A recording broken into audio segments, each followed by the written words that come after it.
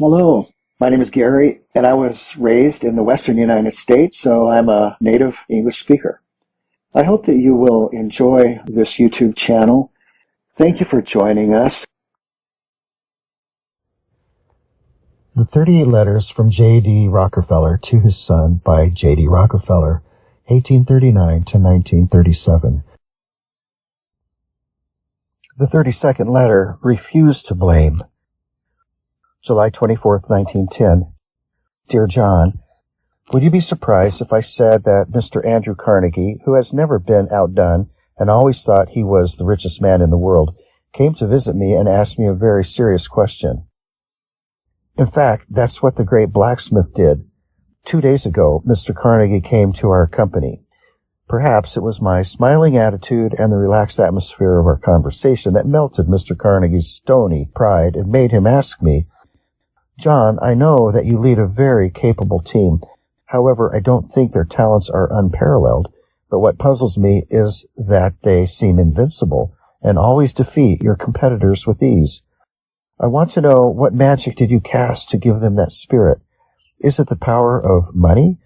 I told him, the power of money certainly cannot be underestimated, but the power of responsibility is even greater.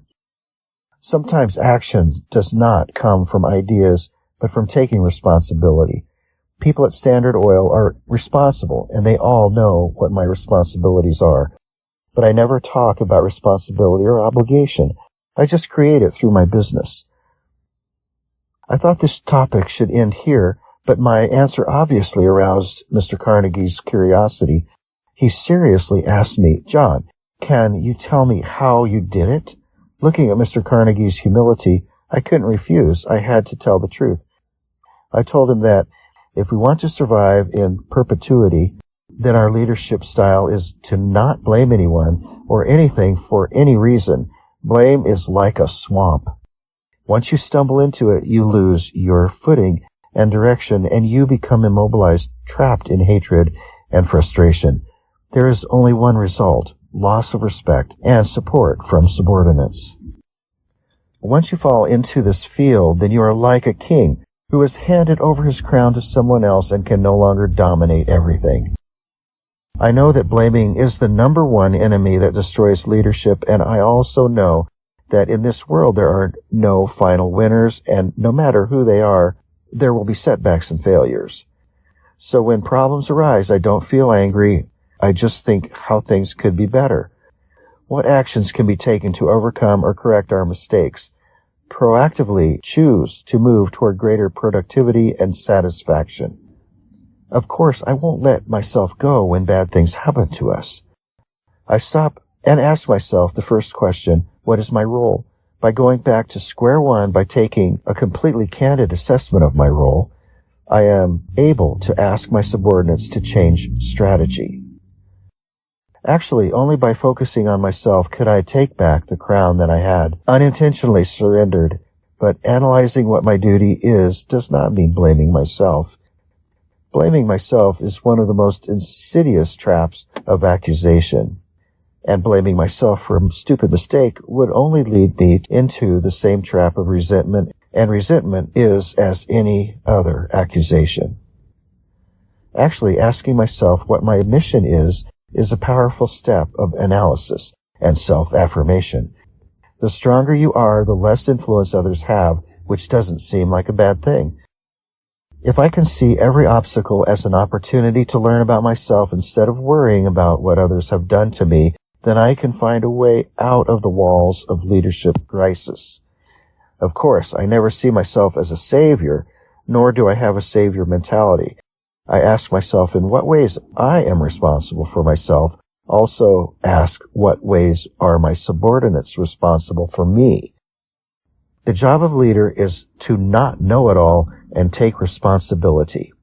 If I saw myself as a heroic messenger of justice, ready to save the world, I would only put myself in a leadership crisis. A large part of my responsibility is holding others accountable for their own responsibilities. The pressure of feeling responsible on the shoulders can make people subconsciously excited. Nothing can inspire and strengthen the ability to work like a sense of personal responsibility and entrusting a subordinate with a heavy responsibility and letting him know that I fully trust him is undoubtedly the greatest help to him. Therefore, I will not take upon myself the responsibilities that my subordinates must and can afford.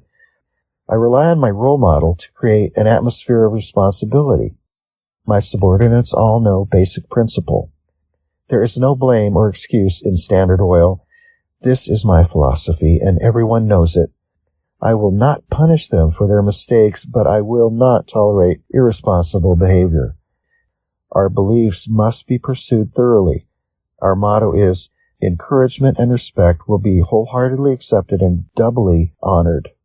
Making excuses without offering solutions is intolerable at Standard Oil. We seldom make any mistakes because my door is always open to my subordinates. They can have opinions or just complain, but in a responsible way. Such an outcome would allow us to trust each other because we understand that everything needs to be discussed under the sun. Mr. Carnegie was a good old student. He didn't let me waste my time, and he ended the subject by saying, good employees become cowards when criticized. He is so smart. The biggest challenge for leaders is creating an environment where people feel more comfortable being open and honest than hiding the truth.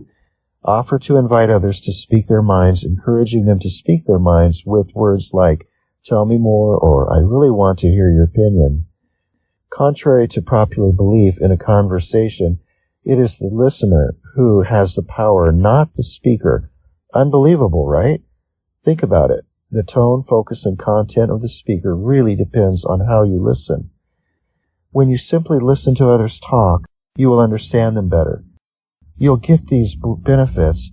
You'll better understand the underlying issues behind aggressive or angry language. You may have more information, and this information may change your assumptions about the whole event. You'll have more time to organize your thoughts. The presenter will feel that you value their point of view. The most exciting thing is that when you listen attentively, the presenter is also more willing to listen to you. Even if you don't like the message, you should listen to it and not respond immediately. Listening intently is less of a skill, more of an attitude.